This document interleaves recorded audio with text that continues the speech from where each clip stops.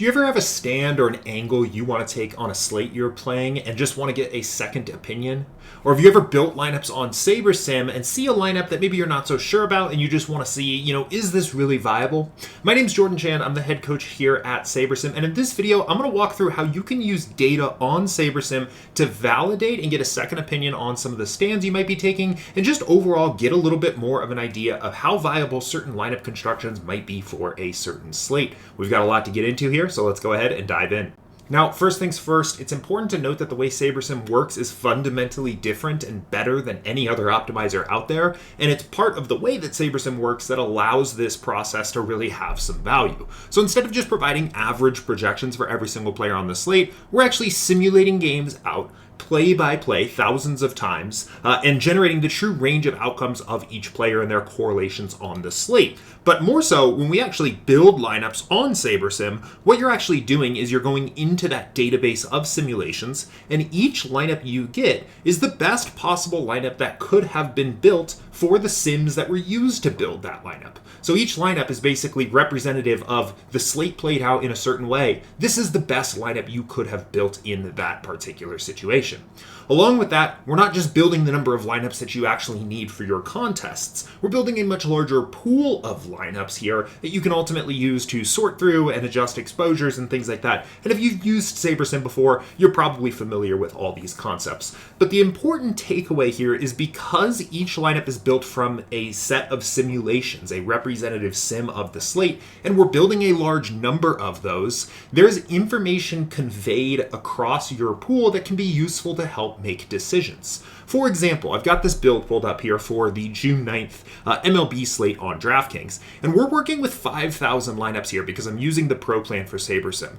We can use this pool exposure column, and that's really what this video is about, this pool exposure column, to help us get some information about how often are certain players or stacks or stack types turning up as the best possible lineup that could have been built for a given sim. So when we're looking at Shohei Ohtani here, apparently looks like the top pitcher on the slate overall tonight, we're seeing that he's showing up in 31.8% of our 5,000 lineups, our 5,000 best possible lineups for a given simulation of the slate.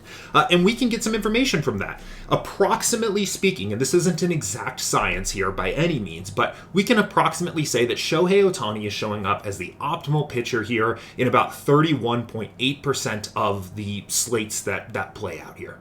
So you can use this information conveyed in the pool column to help you make decisions about what you are doing on the slate, what strategies maybe you want to use, what fades or stands you want to take, or what types of lineup constructions you want to use. And I think it's best to illustrate that with just a couple examples. So I'll go through and talk about a few different examples of the way I actually use pool exposure every single time I build lineups here for a couple different sports and game types and just different situations. So a very common one that I do is in baseball, I like to play very diversified. I've talked about this on a lot of my other videos. I typically am cranking up min uniques to one less than whatever the maximum value I can put it at is, and I want to play very diversified. So I'm going to actually go through that process here of doing that. So let's just test this. We have a 5,000 lineup pool. We're playing 150 lineups. Let's try to put this at 7 and see if I can do that here. And pretty close. I've got a pretty good intuition for this, so I'm going to assume 6 is the maximum, so we're going to put this at 5 min unique. So all 150 of our lineups here have 5 min unique players from them. And one of the first things I always like to go and check here is how often, what stack types are now showing up, right? We've got, we're concentrated very heavily here at 5-2 and 5-3 type stacks, but as we diversify, we get further and further into that pool, we're going to see some unconventional stacks start to show up here. And sometimes, I might see a 3-3 stack show up here, or a 4-2-2 on a 13-game slate, or, occasionally you might even see some of these smaller stacks show up. And a question I'm always asking myself is, well, should I actually play these stacks? Are these stacks good? And the answer is they're probably fine, because we know that, these 3-3 stacks that are showing up here is still the best possible lineup that could have been built for that slate. But this is where I let the pool exposure help me make some decisions here. For example, this 3-3 stack here, we have 2 of them that have snuck into our pool of 150 lineups. 3-3 stacks are only showing up about 1% of the time as the best possible lineup here. I don't think that's necessarily a sign that they need to be eliminated, but this is information that can help you make some decisions here about whether or not you want to play that stack. And what I typically do is anything under, I would say, about 5%, maybe 3 it kind of depends on the situation. Definitely anything around the 1% or less range, I start to proceed with a little bit of caution here, especially for bigger picture things like stacks and stack types. It's just useful to have that information here. So I might prefer to eliminate the 3-3 stacks, knowing that there are tons of 5-2 stacks where that stack type is showing up 38% of the time is the best stack construction. There are tons of 5-3 stacks where that stack showing up 30% of the time is the best construction. Even a lot of 5 stacks, 4-3s, 4-4s. I don't know if I need to go and play 3-3 stacks here. So I will go ahead and clean this up and maybe remove that stack type here. And I might do the same thing with 4-2-2. We're seeing that's only showing up about 2% of the time here. And maybe I'm just going to say I'm going to only play stacks that are showing up at least 3% of the time as the optimal lineup here.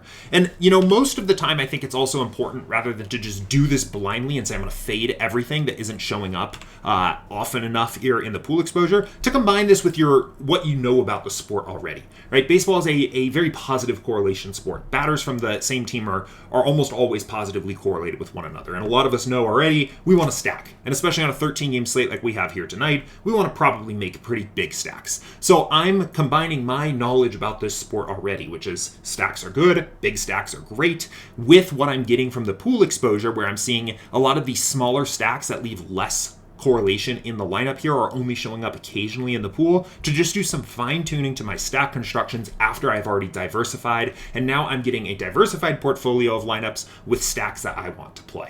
So let me give you another example of how you can use pool exposure to get some information about the slate. And this is going to be more about taking stands and validating your angle that you're playing on the slate. So first things first, I'm just reset everything here so we can kind of start with a blank slate for this particular build. We will go ahead and reset and change to projections, just because I like to see the lineups on the right-hand side. And we'll even reset min uniques back down to 1 here.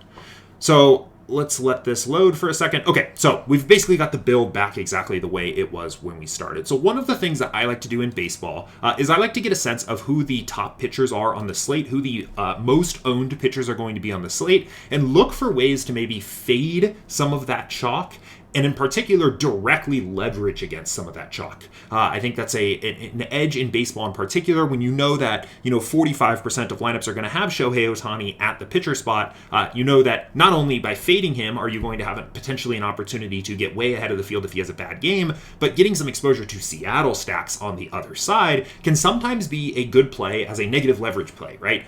You're going to double down basically on that Ohtani potentially having a bad game there. But it's hard to know, is that a good idea? When should I do that? Is that a good idea for this contest? Is that a good idea on big slates? Is that a good idea on small slates? You can use pool exposure to give you a sense of how viable are Seattle stacks across your pool of lineups. How often are Seattle stacks not only just lineups that don't have Ohtani, right? We can see that information here. We know that approximately 68% of lineups don't have Ohtani here. So fading Ohtani, we immediately know there's some value there, right? He's only the best pitcher. He's only used in about 32% of our lineups in the pool. But how often is it worth doubling down and playing Seattle stacks? We can go over the team stacks category here and look at our stack pool exposures here. And this is going to show, sorted this direction, how often certain teams are showing up as the optimal stack. And what we see here, actually sorting this top to bottom here, is that Seattle is actually kind of a middle of the road stack here. Obviously, San Diego looks great. We're fading them because of ownership fade here in the Saber score, but San Diego and the Dodgers are showing up quite a bit here as the most likely to show up in the optimal stacks here. You can see how we're getting some ownership leverage by playing the 4th most likely team to show up in the optimal lineup here, with a ton of Met stacks with min unique set at 1. So you can kind of see ownership fade happening there at work in the Saber score. But what's really interesting to me here is that Seattle is kind of middle of the road, and they're likely to be extremely unpopular on this particular slate because they are going up against the most popular pitcher. So to me, this is a very validating idea that Seattle might actually be a good play on this slate to get a little bit of additional leverage.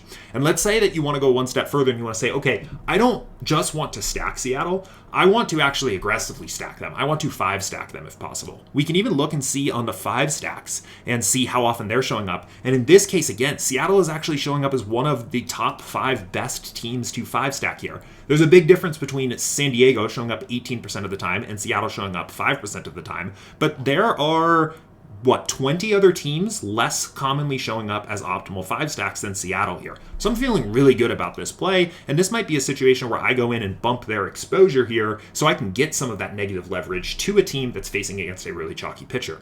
The other thing that's useful is stack pool exposure can give you an idea of about how much exposure you want to that particular team. It's hard to know, okay, I've decided I'm going to play Seattle, I've done a little research, I like this idea of getting negative leverage here, how much? I let this stack pool exposure guide me quite a bit here based on how confident I am overall in the play.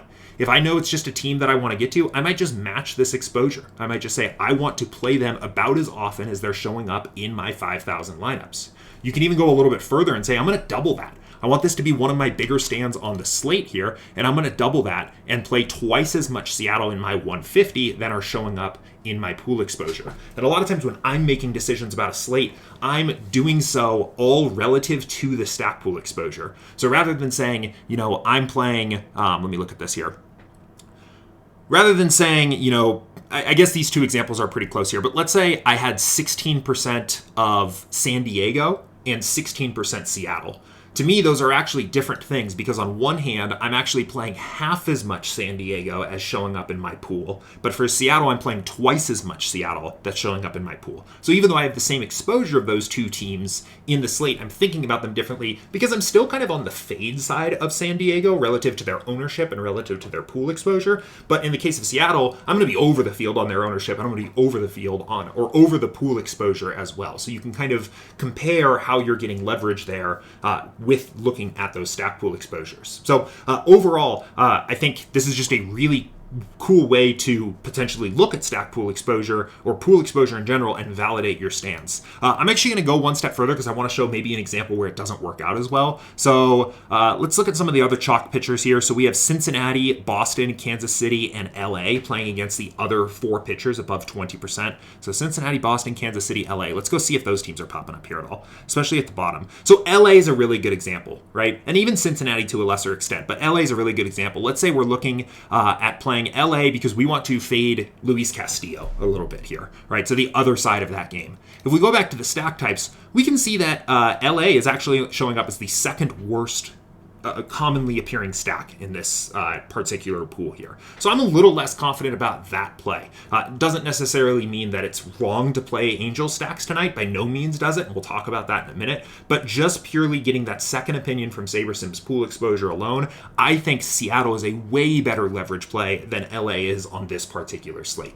Now, if you're anything like me, having examples to see this kind of stuff at work is really helpful to learning how to do it yourself. So let's go ahead and do another one here, this time for the NBA Finals game tonight here. So I've built some lineups. In this case, I've got 3,000 built here. We're looking at 150. And again, same thing. I think you can use the pool exposure to just validate and check certain stands that you might want to take. And I do this a lot when thinking about what I want my captain pool to look like on this particular slate. So, I mean, first things first, this is the first time I'm building for this slate, period. And one thing that stands out to me that I'm interested in is fading Jokic a viable path on this particular slate. He's the most expensive guy salary-wise. I think he tends to be the most popular captain pretty much any game he's playing in, period, but definitely in the playoffs here. And we can look at the pool exposures here and immediately see, yeah, I mean, definitely fading Jokic is a potentially optimal path here. 85% of the lineups don't have Jokic captain at all, so that's definitely an option. But you can also, one of the things that I like to use here is to kind of put players into different boxes or almost different tiers of how often they're showing up as the optimal captain here. So you can kind of immediately see Bam and Jokic actually have the exact same rate here. So while their ownership is staying the same right now, right off the bat, there's kind of this interesting tier 1 group of captains here between Bam and Jokic. And if throughout the day we ended up seeing Bam at 15% and Jokic at 25%, I would immediately want to play more Bam than Jokic because to me those guys are approximately in the same tier. Then going down the list, you see Jimmy Butler and Aaron Gordon show up as about the same tier. And actually this is the perfect example here of what I was talking about. I'm immediately more interested in playing more Aaron Gordon than Jimmy Butler because Aaron Gordon showing up more often as the optimal captain there, and they're approximately the same, right? Very similar numbers here. Going down the list, you see kind of this next big group, this tier. Depends on where you want to draw the line of what actually that tier looks like. But really, to me, Jamal Murray to Bruce Brown even are all kind of really in the same tier here of optimal captains. Like all of these other players here are pretty close. We're talking about 3% or so within the range of error. Maybe you draw another line here and you say that, there's a different tier baked in here, but that's kind of everybody else. And then we start to get down to this bottom range here of other plays where we're scraping the bottom of the barrel a little bit. 2% in an NBA showdown, maybe still worth playing those guys, definitely showing up often. But when we start to get down here, maybe you're looking at a guy like Christian Braun, who had a really good game last game, or Highsmith, who had a really good game 1 or game 2. One of them, game 1, I think it was, not showing up very much at all. So if your approach here, right, so if I was kind of walking this through here, if I was saying, well, I'm going to fade Jokic, right, I think that's one of the angles I want to play on that slate, I would feel pretty validated about doing that. I would feel pretty confident about doing that. I love the idea, just using this information again here, really, this is live analysis of what I actually think about when I'm going through and building these. I'm all of a sudden very much interested in playing Aaron Gordon, and I'd probably play more Gordon than Butler. If I was thinking about trying to get cute and playing some Christian Braun captain lineups or some Highsmith lineups, I'd probably be moving more away from that direction here, just because of how low these are here. You can use this for flex as well. If we come over here, one of the things that this always very much validates to me is that almost any player is viable in NBA Showdown. You'll typically see, Haywood Highsmith is the lowest projected player in the pool at the moment. He's still showing up as optimal 7% of the time. Certainly somebody I want to play. Even a guy like, Reggie Jackson, I could see potentially getting a small projection before the final Sims run today, maybe a half point. You'll often see that he's showing up in the optimal captain there as well, somewhere between 3 and 5% of the time, which a lot of times I'm comfortable with here. So again, just good information. Another way that you could use this, let's say you're thinking about, what does a Miami onslaught look like on this particular slate? How often does a Miami 5-1 stack win? Well, actually, in general, a 5 stack is optimal about 11% of the time, splitting hairs between Miami and Denver. So about 5% of the time here, we're seeing a Miami 5 stack be optimal. We're about matching that in our pool. So take that for what it's worth here. I don't think that necessarily eliminates that stack construction from being viable, but it's certainly not showing up most frequently. So a useful data point there as well. If you looked at this here and maybe this said 1% or a 0.5%, I think that might be a little bit more confidence that that's probably not the angle you want to play on the particular slate. I really use this pretty heavily for showdown contests, especially with my captain pool here, both from the lens of eliminating some potentially lower exposed captains here, where a lot of times I start to proceed with caution, maybe when guys are under 2, 3, 4, 5, depending on the slate percent. Another example of the way that you could use this is say, I'm going to basically plant a flag here and I'm going to fade tier 1.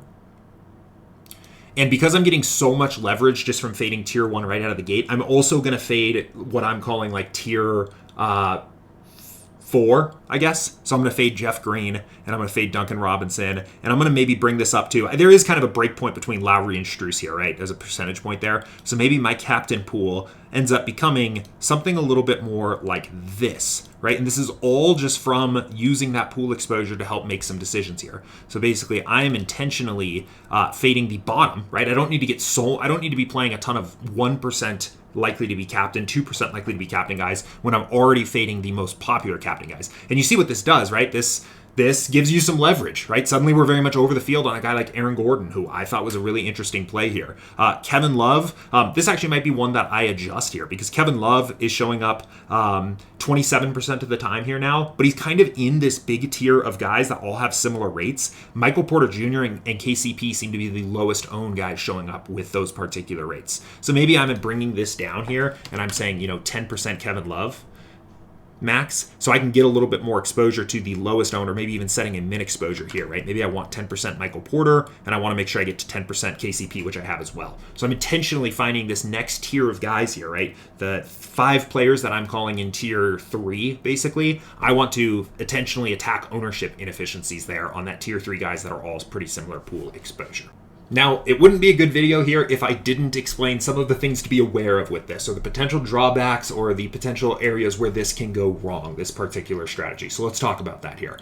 First things first, this is heavily using the Sims to make decisions here, right? When you go and build lineups on SaberSim, we're using those simulations, we're building the pool, but it's based on the way that we've simulated out the games. It's based on the assumptions that you're seeing in the data on the home screen. So if you disagree with a projection or a minutes number for a player in NBA or a team total for MLB, that's also then going to affect your pool exposure to those particular players here. So as an example, if we go back to Haywood Highsmith, right? If you think that he is going to play more minutes than we have projected for him, whatever they are, I'm assuming it's probably 3 minutes or so right now, and you think his minutes median is actually 10 or 15, then this number is not going to be correct, him showing up in 1 out of 3,000 lineups in your pool. If you adjusted that on the home screen and then rebuilt, you're going to get a more accurate number for your pool exposure. That also goes for things like custom projections. If you're using different custom projection sets, every single time you use a different projection set, you're going to get a different result in your pool exposure here. So this is something you want to do after you're kind of confident with what you're working with on the home screen, whether that be uploading your different custom projections or just making adjustments.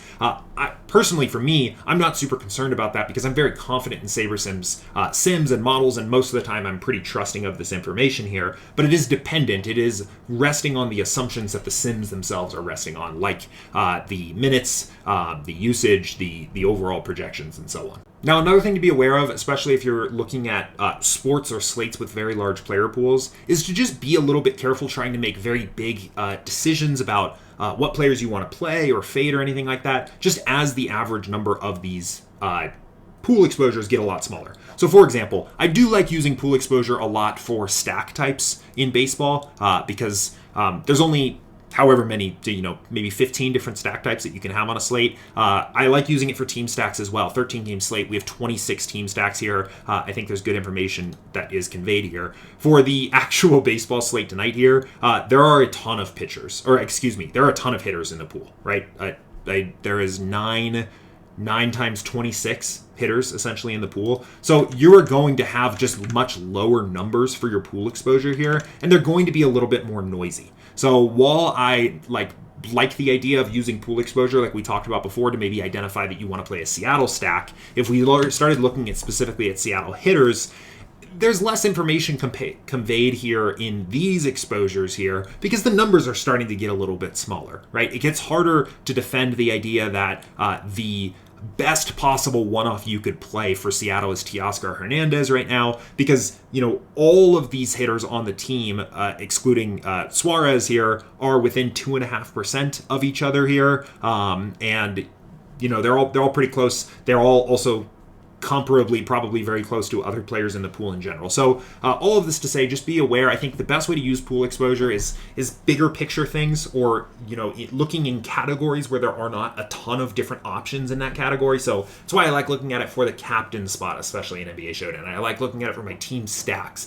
and I like looking at it for my stack types, and pitchers even I think is perfectly fine. But when you start looking at individual hitters for baseball, I think you can potentially make some mistakes there. Another example would be like NFL. I'll use it for my stacks for NFL. Sometimes I think it can be interesting for stack types and things like that there. But if you started to look at every wide receiver and comparing the pool exposure for every wide receiver, there's just a ton of them in the pool on any given NFL Sunday, and it can be a little bit harder to get a lot of information or make accurate, precise decisions based on that. Now, another thing to note here with this approach is that this sometimes can be a little bit at odds with Saber score. Right? If we reset everything back on this MLB build back to how it was one more time here, we can look and see that when we first started this year, we had done a little bit of research and we identified that Seattle might be a good opportunity here to play as a negative leverage stance, right? They're actually showing up at the top half here, 8.2%. We're only getting 4% here. So maybe that's a team as a negative leverage opportunity. But it is interesting. Why are we getting 3%? Why are we only getting 5 out of 150 lineups if they're showing up in 8.2% of our pool exposure? Well, the reason why in that particular case is that Saber Score does not like having more than 5 lineups in your top 150 based on the way that the lineups are ranked right out of the gate for a large slate, 13-game slate. for this particular contest that I've selected here. And when we are bumping up Seattle to 16%, for example, we are overriding Saber score. We are saying, no, I actually think these lineups are better than whatever the other lineups that would have been taking their spot in based on the Saber score ranking here. In this particular case, Saber score doesn't actually take into account the negative leverage that you're getting from Seattle. Saber score will pick up on the fact that Seattle stacks are low owned, but they're not going to pick up on the fact that you're getting negative leverage because you're also fading. You're negatively leveraging the most popular pitcher there. So I actually think we're adding value to Saber score in this particular case, but you should be aware, going back to the NBA Showdown example, for example, here, maybe we're looking at, why are we getting equal Jimmy Butler lineups to Aaron Gordon lineups or something like that from the example before, right? Well, the reason why is organically, when we first ran the build, we're getting the top 150 lineups by Saber score as they are scored here, right? So when we start making adjustments here, you are overriding that Saber score. Saber score is not an end-all be-all. It is not a, press the green button, trust Saber score with all your heart and never do anything. That's not the message I'm trying to send. But you should be aware of the fact that when you first build, right? Actually, let me put this a different way. Your exposures when you first build here are Saber score incorporated, right? It's your best 150 by the lineup ranking method that you've chosen. The pool exposure does not incorporate Saber score whatsoever. So it's not looking at lineup quality. That's actually a really good example here as well of something that we could kind of, a good way to explain this concept. So Bam and Jokic show up about as often as each other here when you are looking at the lineup pool as a whole. But we can see in the top 150, Bam is showing up, and that does take into account Saber score in 25% of the lineups, and Jokic is in 17% of them. And you can even play with this a little bit. Let's increase this to 500, for example, here. And we can see that Bam shows up in the top 29% of the top 500 by Saber score, where Jokic is showing up in the top 22%. So it's fair to assume at this point that more of Jokic's lineups where he is the optimal captain are showing up as lower Saber scored lineups than Bam. So I think that's just an important thing to note when you're thinking about pool exposure and using this to help make decisions. And finally, the last thing that I think you need to be aware of when using pool exposure here is that this is an approximation here and not an exact science by any means. What we are essentially trying to do here is say that for a large set of the way that this slate could play out, for thousands of potential different opportunities of the way that the slate could play out via our pool here. In this case, 3,000 in baseball. In our example, 5,000 here. About how often are players and stacks and teams and things like that showing up. There are, frankly, a lot of assumptions baked into that about the model, about the way a lineup is built for each individual sim, all kinds of different stuff. And it very much is not an exact science here. I would not by any means say that I am confident that Jokic's probability of ending up in the winning lineup on this slate tonight is exactly 15.4%. That's not the case. However, I do think this does do a pretty good job of approximating those values, especially looking at the rankings of players. I think can be useful in breaking them up into those similar tiers here. But you should be aware that there are some assumptions baked into this, and it's not an exact science. It's a tool in your toolbox that you can use to help make some decisions and give you some information about the slate that you might not have had if you want like a second opinion and things like that. It is worth saying that this is going to get better and better the more lineups you can build. So if this is interesting to you, this seems like something you'd want to do, I would definitely sign up for the pro plan so you have the ability to build those large 5,000, 3,000, whatever lineup pools. You can still use this on the standard plan, building 500 lineups, but as the size of your pool gets smaller and smaller, the sample size of basically how many times you're simming the slate there is getting smaller and smaller, and there's more noise, there's more variance in the results that you're going to get there. So if this seems useful to you, I'd definitely check out the pro plan and use that and build some very large pools. Now, overall, just to sum up, I use this all the time. I think pool exposure is a pretty innocuous piece of data. It's kind of tucked in here to the build screen. It doesn't get a lot of fanfare, but I think it can be a very useful tool to help validate certain stands you want to take, see how viable certain plays may or may not be, how to break different players or stacks or things like that into different tiers of how much you might want to use them and compare them to ownership and things like that.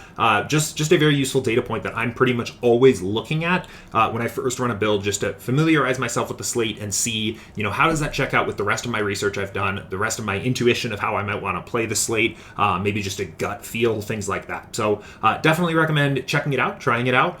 If you have any questions about pool exposure or anything else on SaberSim, as always, you can reach out at support@sabersim.com or in our Discord server, or by leaving a comment in the YouTube video here as well. We always check and respond and read those as well. So in the meantime, I appreciate you all for watching. Thank you and good luck.